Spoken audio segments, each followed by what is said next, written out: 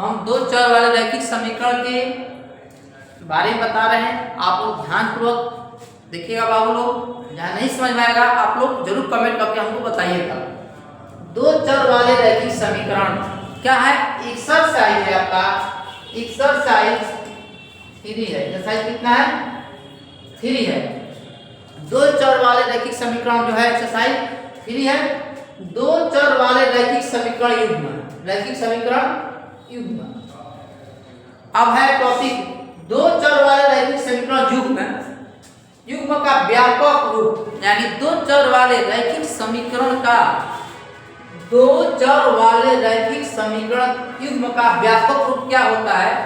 a1x plus b1y plus c1 equal to 0 तथा a2x plus b2y plus c2 equal to 0। याद रखिएगा a कभी भी रहता है x के साथ रहता है। a किसके साथ रहता है? आपका x के साथ। b किसके साथ रहता है? y के साथ। c अकेले अचर होता है। याद रखिएगा कि a किसके साथ होता है? x के साथ, और b होता है y के साथ, और c अकेले होता है। या कोई पूछे x किसके साथ होता है, तो a के साथ, और b किसके साथ होता है? y, c होता है अचर। यानी दो चर वाले रैखिक समीकरण युग्म का व्यापक हल पूछेगा तो a1x plus b1y plus c1 equal to 0, a2x plus b2y plus c2 equal to 0 होता है। जहां a b c वास्तविक संख्या है। कौन संख्या है? जो इसमें a है, b है, जो c है। कोई पूछेगा कौन सी संख्या है, तो क्या बताइएगा? वास्तविक संख्या है। अब नेक्स्ट टॉपिक है दो चर वाले रैखिक समीकरण युग्म में समीकरण को हल करने की दो विधियां होती हैं। दो चर वाले रैखिक समीकरण युग्म को, दो चर वाले रैखिक समीकरण युग्म को हल करने की दो विधियां होती है। कितने विधियां होती है? यहाँ पर दो विधियां होती है। कितने विधियां होती है? दो। दो चर वाले रैखिक समीकरणों को हल करने की कितनी विधियां होती है? दो। पहला है ग्राफीय विधि। कौन सा है? ग्राफीय विधि। जो ग्राफ बनाते हैं, इसे ग्राफ बनाते हैं ना, ये हो गया ग्राफीय विधि होता है। कौन विधि? ग्राफीय विधि। और दूसरा होता है बीजगणितीय विधि। इसे हम लोग सॉल्व करते हैं। 2x plus 3y equal to मान लीजिए 5। इसका कौन विधि हो गया? बीजगणितीय विधि। तो दो चर वाले रैखिक समीकरणों को कितने विधि से हल कर सकते हैं? दो। पहला विधि क्या हो गया? ग्राफीय विधि। दूसरा हो गया बीजगणितीय विधि। अब देखिए बीजगणितीय विधि, ग्राफ जो है आप लोग को हम पहले बता देंगे। अब है बीजगणितीय विधि। बीजगणितीय विधि क्या होता है? दो चर वाले रैखिक समीकरण युग्म को तीन विधि से हल करें। कितने विधि से? तीन विधि से। दो चर रैखिक समीकरण तो पूछेगा बीजगणितीय विधि में दो चर वाले रैखिक समीकरण में बीजगणितीय विधि को कितने तरह से हल कर सकते हैं? तीन तरह से। देखिए हेडिंग है बीजगणितीय विधि। दो चर वाले रैखिक समीकरण में के बीजगणितीय विधि से कितने हल करेंगे? तीन। कौन होता है? पहला विलोपन विधि। कौन है? विलोपन विधि। दूसरा क्या है? प्रतिस्थापन। विलोपन किसका होता है बाबू? एगो मान को विलुप्त कर देना। क्या करना? विलुप्त कर देना। क्या होता है? एगो मान लीजिए example x plus y equal to 10, x minus y equal to 4 है। देखिए द प्लस माइनस कट गया, x 2x इक्वल टू 14। यानी इसमें क्या हो गया? आपका x के मान कट गया, यानी विलुप्त हो गया। इसको बोलते हैं विलोपन विधि। क्या बोलते हैं? विलोपन विधि बोलते हैं। अब है प्रतिस्थापन विधि। मान लीजिए दिया है 2x plus y equal to 10 है। यह हो गया प्रतिस्थापन विधि। प्रतिस्थापन, एक मान को इक्वल के उधर क्या करना? स्थापित कर देना, यानी उसको उधर लेके चल जाना। तो प्रतिस्थापन विधि में क्या होता है? 2x plus y equal to 10। तो लिख सकते हैं y इक्वल टू 10। या बहुत प्लस में है, क्या हो जाएगा? माइनस में। क्या हो गया? माइनस में। तो हम लोग क्या किए? एक के बाद दूसरे तरफ हम क्या कर दिए? इसको स्थापित कर दिए। एक मान को दूसरे तरफ स्थापित कर देना क्या कहलाता है? प्रतिस्थापन विधि। विलोपन विधि में क्या होता है? एक मान को विलुप्त कर देना क्या कहलाता है? विलोपन विधि। अब ब्रजगुणन विधि जो होता है, इसको हम नेक्स्ट वीडियो में जरूर बताएंगे ब्रजगुणन विधि क्या होता है।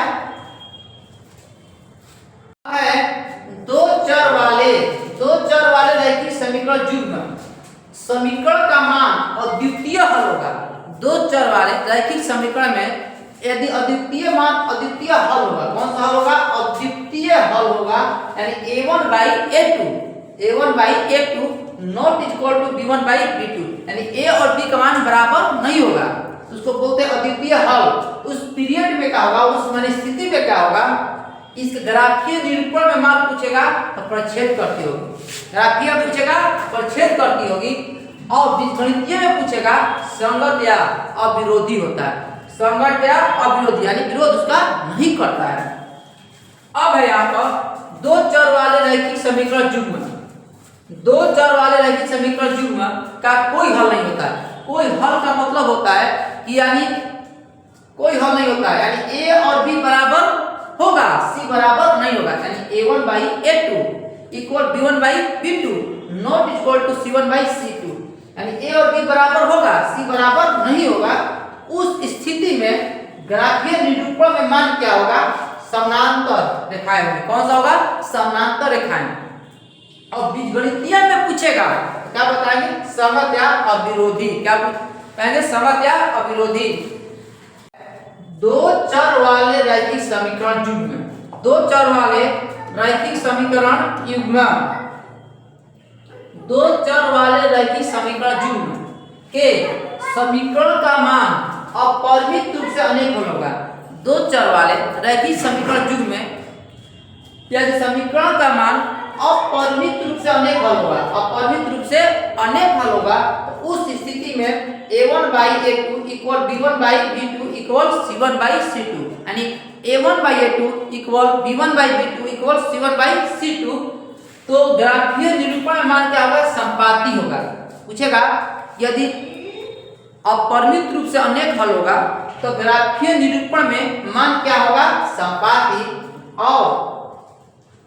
और क्या होगा? इसमें बीजगणितीय में पूछेगा, यहाँ छूट गया है बाबू लोग, बीजगणितीय क्या है? बीजगणितीय, बीजगणितीय बीजगणितीय में क्या होगा? संगत होगा। क्या होगा? संगत या आश्रित होगा। क्या होगा? संगत या आश्रित।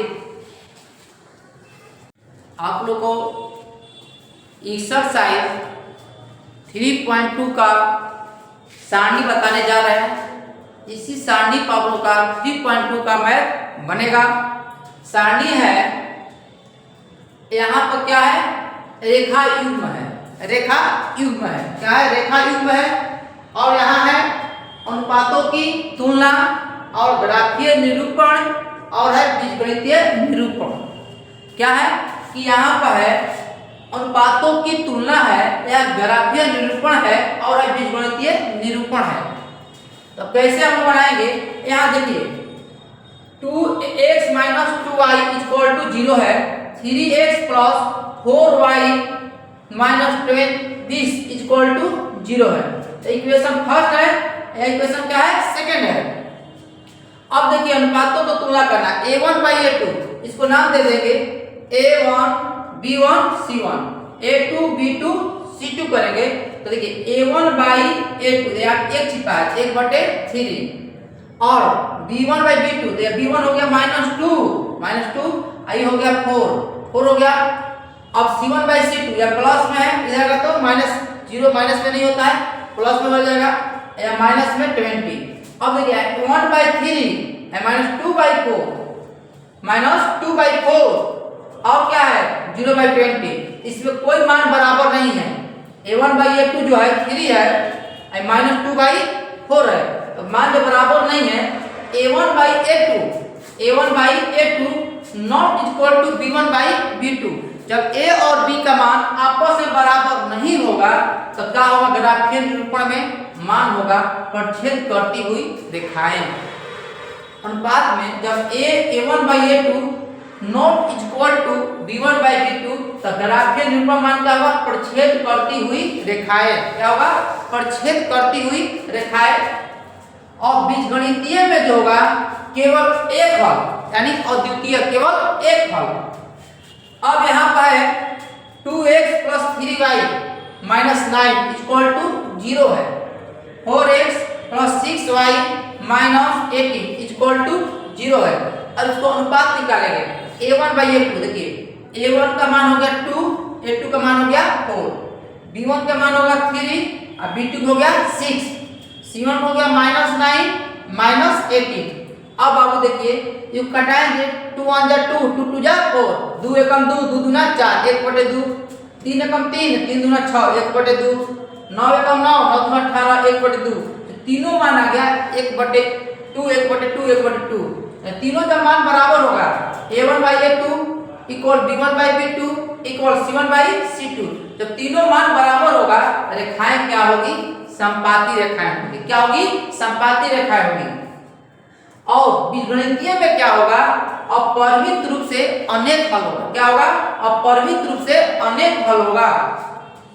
अब यहाँ पर 3 है कि x + 2y - 4, x + 2y - 4 = 0, 2x + 4y - 2x = 0।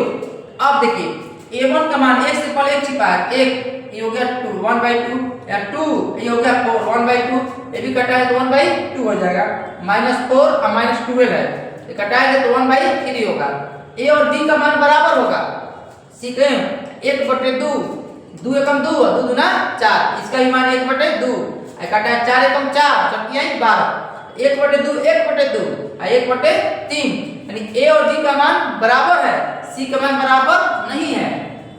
A1/A2 equal B1/B2 not equal to C1/C2, यानी a और b का मान बराबर है जब c का मान बराबर नहीं है, तो इसका अनुपात की तुलना करेंगे तो a और b बराबर है, c का मान बराबर नहीं है। तो इसमें ग्राफीय निरूपण में जो होगा समानांतर रेखाएं होगी। ग्राफीय निरूपण में मान क्या होगा? समानांतर रेखाएं होगी। और बीजगणितीय में पूछेगा कोई हल नहीं, बीजगणितीय का होगा कोई हल नहीं। और क्या होगा? परछेद करती हुई रेखाएं को संगत कहा जाता है। क्या कहेंगे? संगत रेखाएं।